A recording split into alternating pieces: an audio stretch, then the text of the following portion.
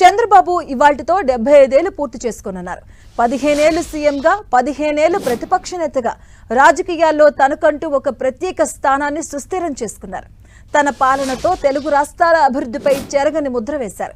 75 ఏళ్లు నిండి 76వ ఏట అడుగు పెడుతున్నామన్న నవ యువకుడిలా పాలనలో తనదైన మార్కు వేస్తూ ముందుకు సాగుతున్నారు. ఆధునిక హైదరాబాద్ రూపశిల్పిగా, విజనరీ నేతగా తెలుగు రాష్ట్రాలను ప్రపంచ స్థాయిలో నిలబెట్టారు.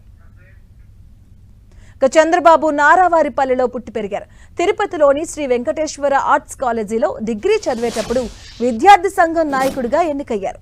క్యాంపస్ రాజకీయాల్లో చురుకైన పాత్ర పోషించారు. ఆ కాలంలో ఎన్టీఆర్, ఏఎన్ఆర్ సినిమాలు బాగా చూసేవారు. చంద్రగిరిలో వినాయక సంఘం అనే యోజన సంఘాన్ని స్థాపించి గ్రామాల అభివృద్ధికి అనేక కార్యక్రమాలు చేపట్టేవారు. 1978లో తొలిసారిగా ఎమ్మెల్యేగా గెలిచారు. 28 ఏళ్ల వయసులో యువ శాసన సభ్యుడిగా అసెంబ్లీలో కాలు మోపారాయన. అక్కడి నుంచి రాజకీయాల్లో వెనక్కి తిరిగి చూసుకోలేదు.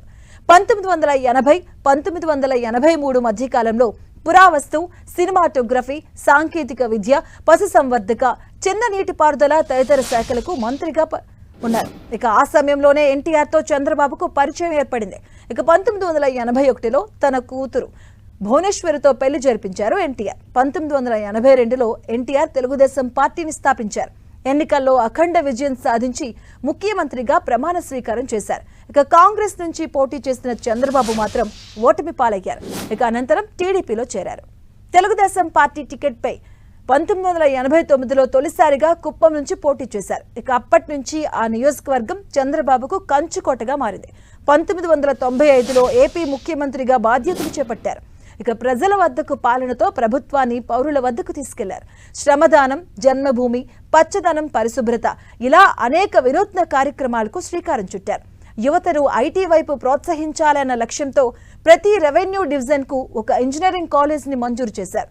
జిల్లా కేంద్రానికి మెడికల్ కాలేజీని ఏర్పాటుకు అనుమతించారు. గ్రామీణ మహిళల ఆర్థిక అభ్యున్నతికి డ్వాక్రా సంఘాలు ఏర్పాటు చేశారు. స్వయం సహాయక సంఘాలు పేద మహిళల జీవితాల్లో సానుకూలమైన మార్పులు తెచ్చాయి. ఆంధ్రప్రదేశ్ మహిళల ఆర్థిక స్వావలంబన గురించి బ్రిటన్ పార్లమెంటులోనూ ప్రస్తావనకొచ్చింది. ఆ తర్వాతి కాలంలో దీపం పథకాన్ని ప్రవేశపెట్టారు. ఉచితంగా గ్యాస్ కనెక్షన్లు అందించారు. ప్రభుత్వ కార్యాలయాల చుట్టూ తిరగాల్సిన అవసరం లేకుండా ప్రజలకు 46 రకాల సేవల్ని ఒకే చోట అందించే ఉద్దేశంతో 2000లో ఈ సేవను ప్రారంభించారు.